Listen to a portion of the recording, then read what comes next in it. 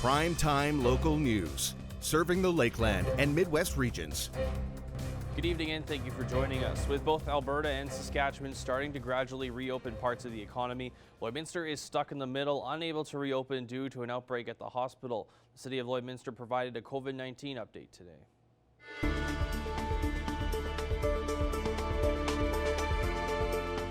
We're here for the Tuesday, May 5, 2020 COVID-19 update within the City of Lloydminster. And today we have 4 questions from Primetime Local News. Their first question, with both Alberta and Saskatchewan starting to reopen, what needs to happen for the City of Lloydminster to begin its reopening plan? The City of Lloydminster continues its regular correspondence with the Government of Saskatchewan as well as the Saskatchewan Health Authority.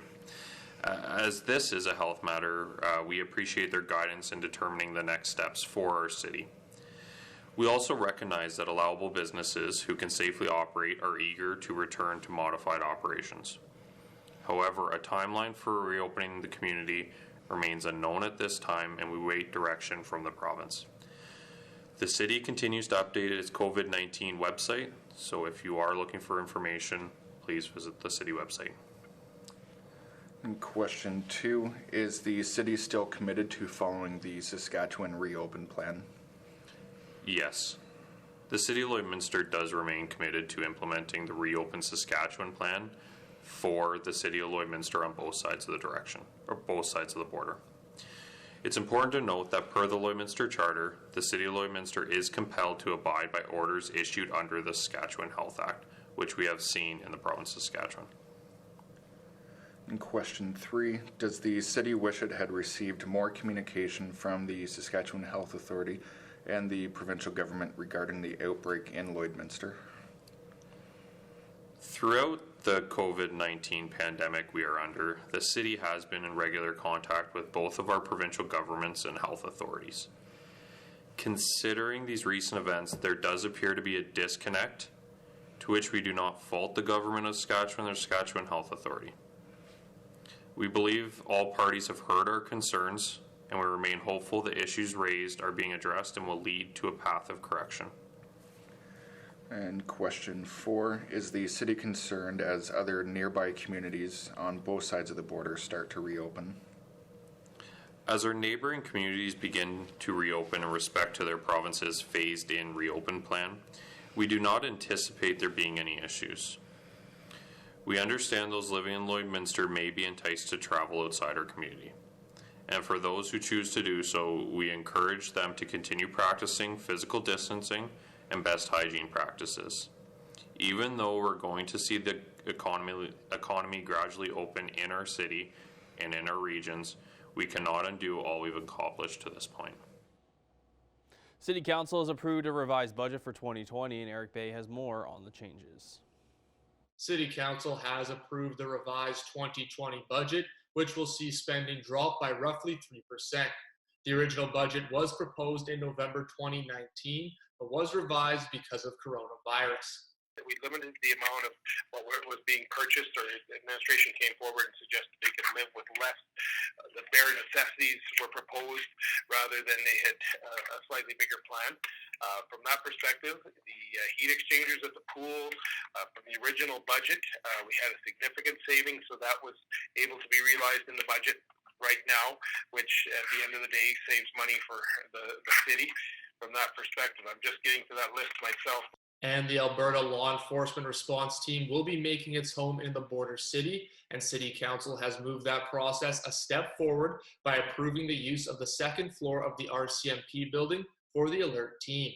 Alert is going to provide enhanced policing to the area from the perspective of, and when I say enhanced, that they'll be able to dedicate the resources for deeper investigations and hopefully dealing with some of the challenges that our community and surrounding area faces with organized crime and things like that, which we're all subjected to, and our RCMP deal with a regular basis, but with a specific, Alert has that specific direction of dealing with targeted crime and not just you won't have an alert member visit your home for a break and enter, but you may hear from alert if there's a more serious crime and you're a victim of that, or they'll get to the people that may be able to provide the information they're looking for to make an arrest and let crime know that it's not welcome in the city of Lloydminster or area. The cost of renovating the second floor will be capped at $470,000, with the city paying for 30%. The mayor also said that while it is the Alberta Law Enforcement Response Team, the border will not be an issue. There's work being done with the government of Saskatchewan looking at what might work because of our unique border situation, but certainly they will have the ability to work both sides of the border. The city also established remote participation procedures, ensuring that the public can still participate while meetings are being held virtually because of COVID-19. Until COVID came along, and you gentlemen attended city council and members of the public were able to come in and sit in the public gallery. We now don't have that ability in a virtual meeting until now. So now what we're trying to do is give people that opportunity. The written submissions have always been there. If someone wasn't able to make a meeting, they could make a written submission to the city clerk to be read during the public hearing regarding a bylaw. But now they also have the ability to attend in person. Now we've given them that ability to attend in person, just like council's attending virtually. Hopefully people will be able to exercise that and take advantage of that. The changes allow for participation in public hearings over Zoom. Eric Bay, Primetime Local News.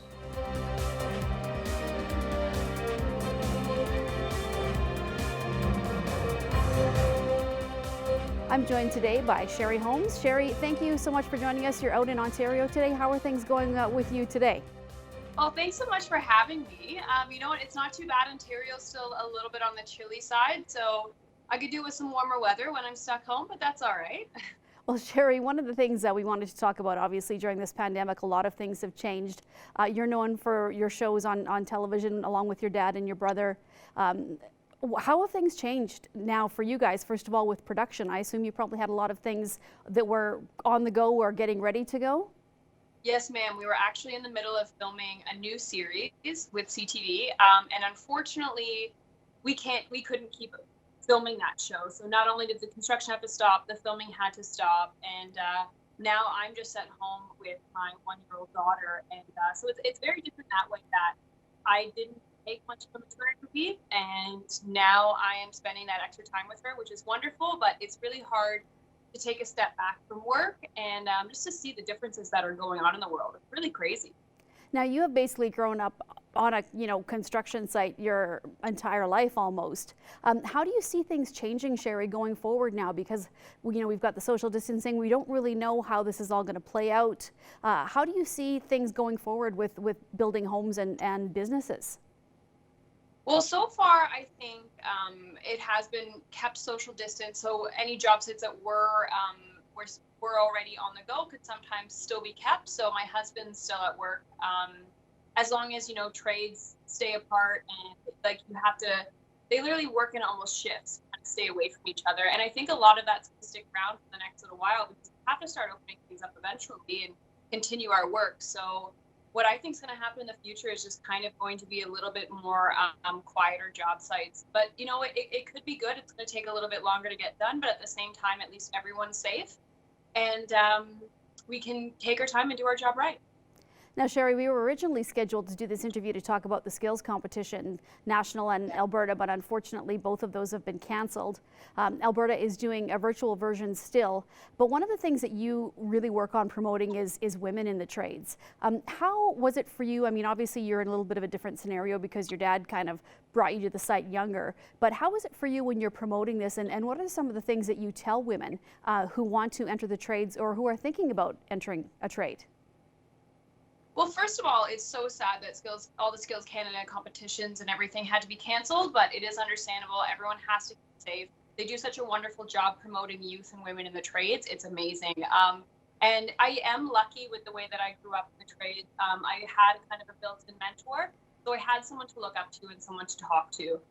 Being a woman in a male-dominated industry can be really, really intimidating. So the biggest thing I like to tell people is find someone you can talk to be brave and just go for it. Work as hard as you can and prove to everyone that you're there to learn and do your best. Now, I noticed too on a lot of your shows too, you bring a lot of women into the job site to do exactly what men are doing pretty much right from the beginning. Do you go around, Sherrie, to a lot of different events as well and talk about promoting women in the trades and answer questions? Because it can be an intimidating place for women to be. Yes, ma'am. I absolutely try to. I've done a lot prior to getting my pregnancy, of course, because I had to stay a bit more at home than usual. But yes, I was traveling a lot and going to see different events and talk to women who want to get in the trades. I think it's very, very important to educate women and the youth in how to go about it and what viable career options you have. I know for me, I did not think I could do this as a career. I thought it was a fun thing to do on weekends with my dad. So it really took some pushing, and it takes knowledge. You have to get out there and try new things, and you have to just go for it. And you might be amazing at something you never expected you would be. And I guess now's the time, Sherrie, in the pandemic, people do have some time on their hands, and unfortunately with some schools and colleges, they've had to cut classes short. But if people are thinking for the future, now would be a really good time to do some research and find out, look online where you can go, what's involved, that sort of thing. What do you recommend for sites if people are looking to try and find out information about getting into the trades? Of course. I would definitely check out Skills Canada first and foremost. They throw events for elementary schools called Try a Trades. Obviously, you can't go to that now, but you get to try different trades. So even if you're stuck at home, you can use the internet. Check out different things that might interest you. You're at home, maybe try small DIYs here and there. You can use YouTube videos to see how to do things and just see how things feel in your hand and what you may or may not be interested in. And now, Sherrie, if anybody wants to kind of follow you and see what you've been doing during the pandemic and some of the Facebook Lives and information that you've been giving out, what's the best way to follow you? Follow me on Instagram, and I'm just at Sherrie Holmes, or Facebook, which is Sherrie Holmes again. I think I'm fairly easy to find, and I try to post as many videos as I can, keeping up with the baby, and hopefully I'm interesting.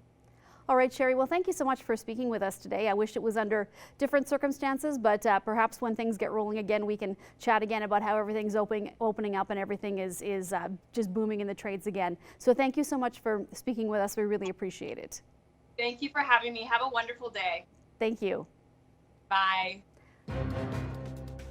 Furniture set and design supplied by Furniture Gallery and Furniture House, downtown Lloydminster. I'm joined here with Laura Lee Marin, and she is with Alberta Health Services here in Lloydminster, and this week is actually Mental Health Week in Alberta. So can you talk a little bit about why we have a Mental Health Week? Well, I think that, everyone's really comfortable talking about physical health all the time, and over the last many years, we've been raising awareness around the importance of talking about mental health, understanding that it's as important as physical health. And this week gives us that opportunity to really raise awareness and to increase the amount of conversations that we have to promote positive mental health. And now during this time, with everything going on with the pandemic and all that, mental health is really important. So do you think that really also ties into the Mental Health Week?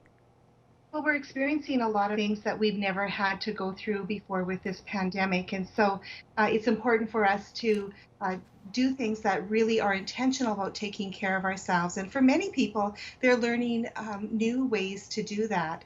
And so we wanted to be able to share with them some tips on self-care and really highlight the importance of being connected. Even when we're physically distanced, how do we connect in creative new ways, and how do we still practice that self-care? You can't go to the gym now, but what other things could you do? And then we have the added benefit perhaps of having children at home and with us all the time and working from home locations. And so there's a lot that we've been trying to figure out for ourselves, and also to share different tips that have been successful for people. And during this, you mentioned giving out tips for mental health. So what are some examples of some things you like to tell people? So we like to use the Ways to Wellness. We have, different strategies on how to practice really good self-care. Movement is one of those. Eating a good, healthy diet. I know the tendency when we're at home is to change our eating habits and still staying on routine for the amount of physical activity we get and the amount of good nutrition that we're feeding to our body is important. The other things would be that connection piece. And so using things like Skype and FaceTime and telephone calls, writing notes to each other, just making sure that we're connecting, and for people who are in our household, of sitting face to face and having good conversations.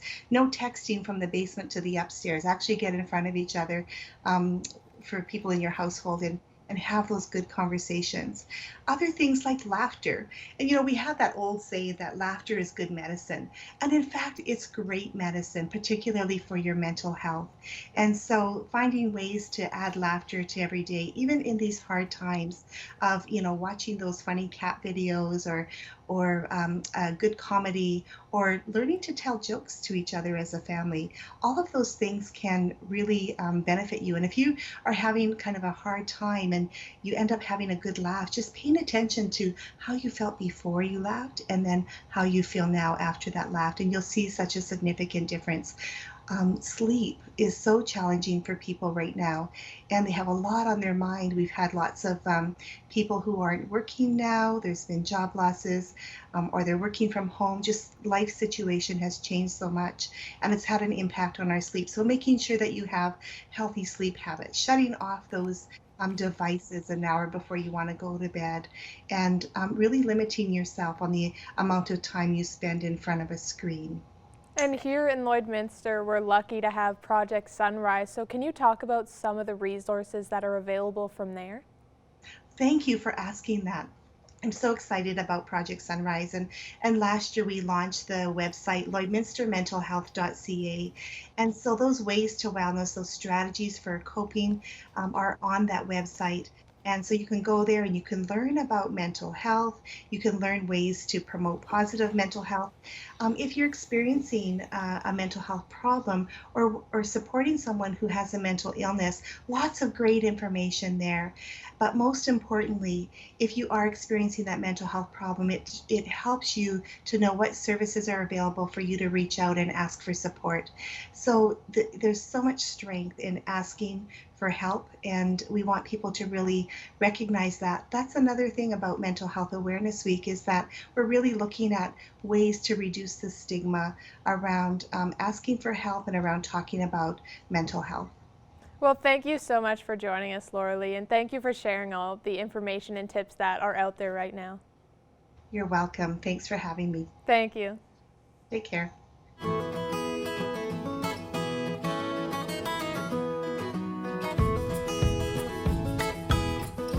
Today I'm joined here with Becca from the SPCA, and she has Senior, this adorable dog.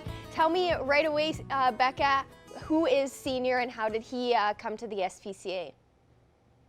Yeah, so he came in as a stray. He was found out by just a past Maidstone there.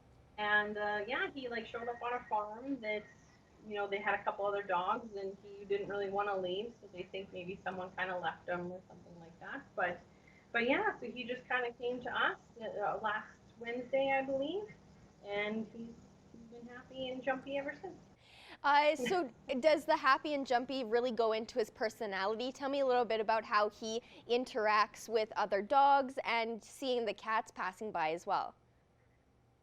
Yeah, he's been really doing really well. We got a younger dog right next to him, and she really enjoys, bouncing on her side of the cage with him, and he gets pretty bouncy too. He is a little bit older, so it's kind of more hobbling along sort of thing, but he still gets pretty excited and has really, really good energy towards other dogs that are nice to him. So then would you recommend him with any family situation, young kids, older kids, anything like that? Yeah, we kind of were aiming towards maybe someone that's with older kids, someone that would know to give him a little bit of space, just because he is a bit aged, and we just imagine maybe he would probably enjoy just a little bit of a quieter lifestyle. We don't really know too much about cats like you have there, but I can't imagine him being able to run too fast after them. But yeah, with other dogs we think he'd be okay. the lady that found him, she had dogs as well. And she said her one dog was just unsure about him, so he kind of seemed a little unsure about him himself. But yeah, with our other dog Remy here, like he just absolutely loves bouncing along, playing with her. Well, it seems like he's super calm and he seems very loving and doesn't, he definitely loves the attention, it looks like. Tell me a little bit about your numbers. How are you doing cats and dog wise in the shelter? Yeah, like we've had a few phone calls in the last few days, so we got a few coming in today of each. So we are starting to climb just a little bit in our numbers again, which is fine. I mean, really on the floor right now, we have our condos with 1 or 2 cats in them, and then our bays only have 3 cats in them. So we really do have the room, and we're flying through our waiting list right now, and so that's really nice. Our dog numbers have climbed a little bit. Like I said, we got a couple coming in today. But yeah, like I said, nothing that's we're too concerned about right now. But they are climbing a little bit. And how are your adoption numbers still climbing, still going with those adoptions as during this time? Yeah, like last week we had 5, but again, I mean, we only really had maybe 12 to choose from, so we're really considering that a good thing. And yeah, so I mean, I think yesterday I made a post that we only really had 13 animals left up for adoption. And again, obviously we're really hoping to find them all homes. But yeah, like I said, we're still doing really well. Now, I know we've talked a lot about how your process is with adoptions, and now what about fostering? Are you still accepting new foster parents, or are you kind of just putting fostering on a standstill for right now? No, we're always accepting more. Like we still go through the same process. We make sure we set an appointment for them so that, there's no crossing people kind of thing. And we just really haven't really needed anybody yet. I think we have 3 mom and kittens out in foster right now. And so our main fosters that we have all the time, they have them all housed up right now. But yeah, I mean, we're always accepting more fosters every day. All right, well, thank you so much, Becca, for joining me today, and hopefully Senior will find his forever home very, very soon. Oh, I'm sure he will. We've had a few inquiries already. Oh, perfect. Thanks for having us. Manage your waste and recyclables with Quick Pick Waste Disposal. 100% locally owned and proud to serve and support the communities we call home. Quick Pick, the convenient solution to avoid pollution.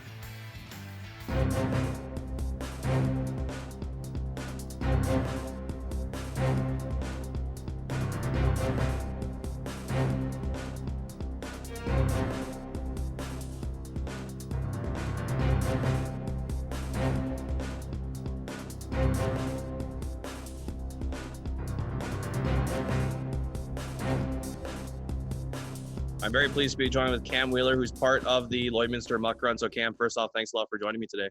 How's it going today, guys? It's going pretty good here. Now, of course, like I said, you're part of the Muck Run. You've been so for the last couple of years. Now, obviously, this year it's a little different because, COVID-19 played a major part in it. So talk about how the Muck Run's going to go this year.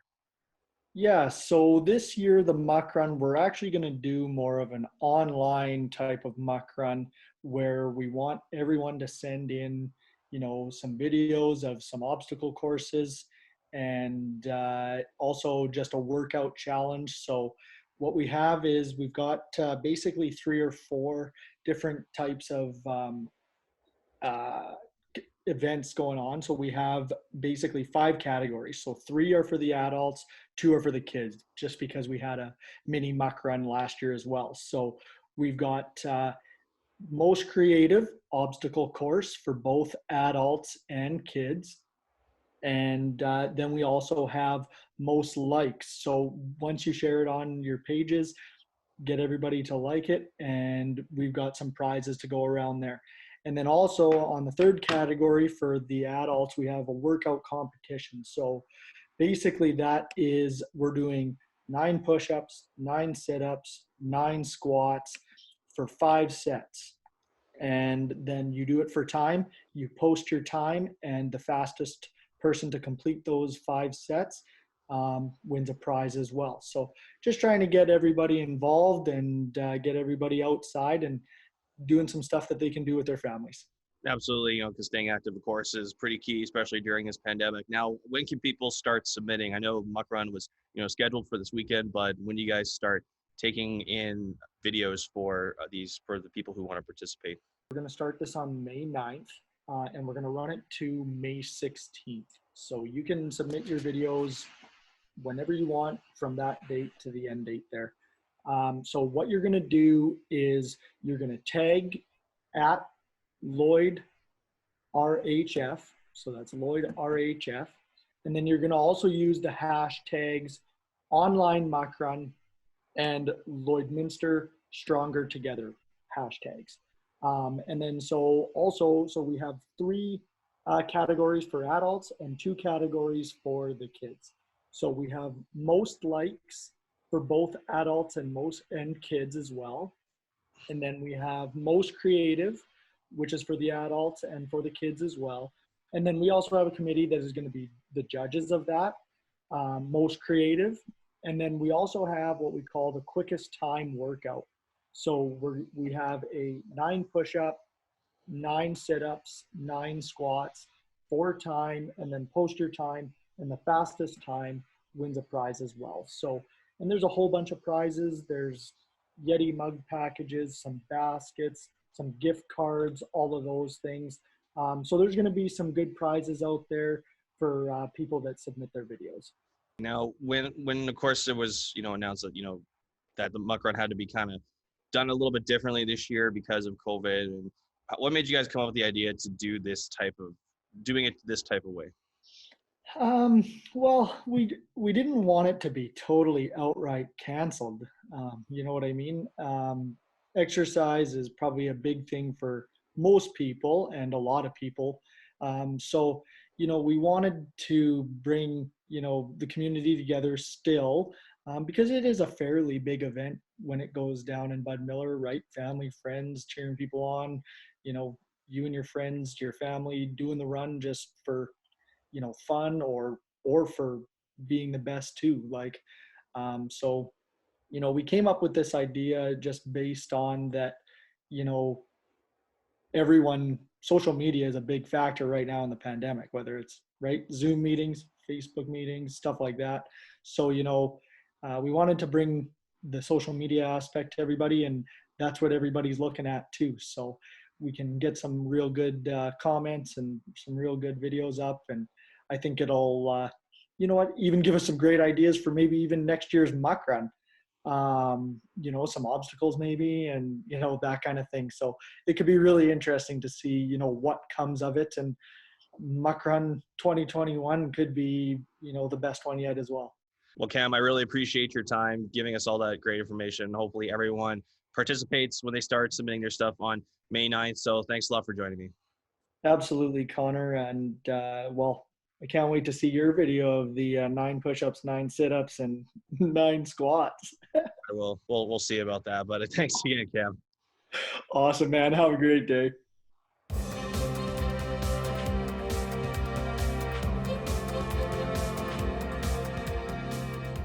Joining me today from the CPCA is Kim Carey. Kim, thanks for taking this time. Thanks for the interview. Now, Kim, just a few days ago, the CPCA announced that there will not be a 2020 season. How did you guys come to this decision?